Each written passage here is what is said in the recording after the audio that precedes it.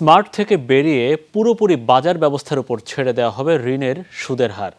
চাহিদা যোগানের ভিত্তিতে নির্ধারিত হবে সুদ।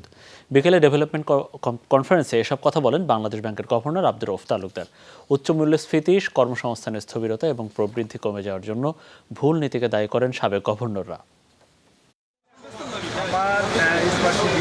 সংকটময় সময় পার করছে দেশের অর্থনীতি। বাড়তি মূল্যস্ফীতিতে চরম বেকায়দায় সাধারণ মানুষ। নানা উদ্যোগ নিয়েও এটি নিয়ন্ত্রণে আনা সম্ভব হচ্ছে না। কড়াকড়ি আরোপ করেও ঠেকানো যাচ্ছে না রিজার্ভের পতন। ডেভেলপমেন্ট কনফারেন্সে এমন নানা বিষয় তুলে ধরেন বক্তারা। আজকের অর্থনীতির মন্থরতার কারণ ভুল নীতি নাকি অন্য কিছু, তা নিয়েও কথা বলেন বাংলাদেশ ব্যাংকের সাবেক ও বর্তমান গভর্নর। মূল্যস্ফীতি বলি, কর্মসংস্থানের স্থবিরতা এবং গ্রোথের স্থবিরতা, আমি বলবো এগুলো মূলত কিন্তু পলিসি লিগেসি, পলিসিগত কিছু প্রবলেম আছে। এখানে ইনস্টিটিউশন আছে, করাপশনের কথা বলি সেগুলো আছে, কিন্তু পলিসির ব্যাপারে কিছুটা গলদ আছে। অতই বলি না কেন ইনফ্লেশন নিয়ে অত চিন্তা না করি, কিন্তু বাজারে গেলে শরীরে তাপ লাগে। সুতরাং ইনফ্লেশনটা আরো একটু কমাতেই বেশ খানিকটা কমাতে হবে। Inflation is hitting hard the poor.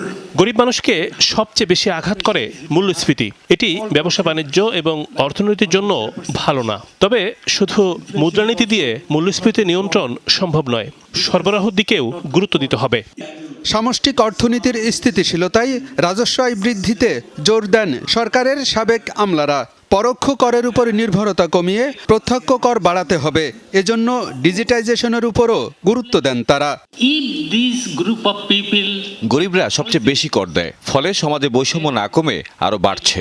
জাতীয় রাজস্ব বোর্ডকে প্রত্যক্ষ কর আদায়ের দিকে বেশি জোর দিতে হবে। মনিটারি পলিসি বলি, ফিসক্যাল পলিসি বলি, যত ম্যাক্রো পলিসি বলি, যত রকমের সেক্টরাল পলিসি বলি, সব জায়গায় কিন্তু এই স্ট্র্যাটেজি এর মধ্যে ঢুকাতে হবে যাতে হিউম্যান ইন্টারভেনশন মিনিমাইজ হয়। অনুষ্ঠানে বাংলাদেশ ব্যাংকের গভর্নর বলেন, দেশের অর্থনীতি স্থিতিশীল। মূল্যস্ফীতি নিয়ন্ত্রণে বেশ কিছু উদ্যোগ নেওয়া হয়েছে। ঋণের সুদ হার পুরোপুরি বাজার ব্যবস্থার উপর ছেড়ে দেওয়া হবে বলেও জানান তিনি। We are very close to market based interest rate.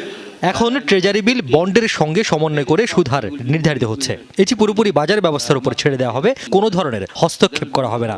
চাহিদা যোগানের ভিত্তিতে ব্যাংকগুলো স্বাধীনভাবে সুদ হার নির্ধারণ করতে হবে। কেন্দ্রীয় ব্যাংক থেকে টাকা ছাপিয়ে কোনো ধরনের সরকারি বিল বন্ড কেনা হচ্ছে না বলেও জানান governor. We are following the zero development. Alamgir Hossain, Jamuna news, Dhaka.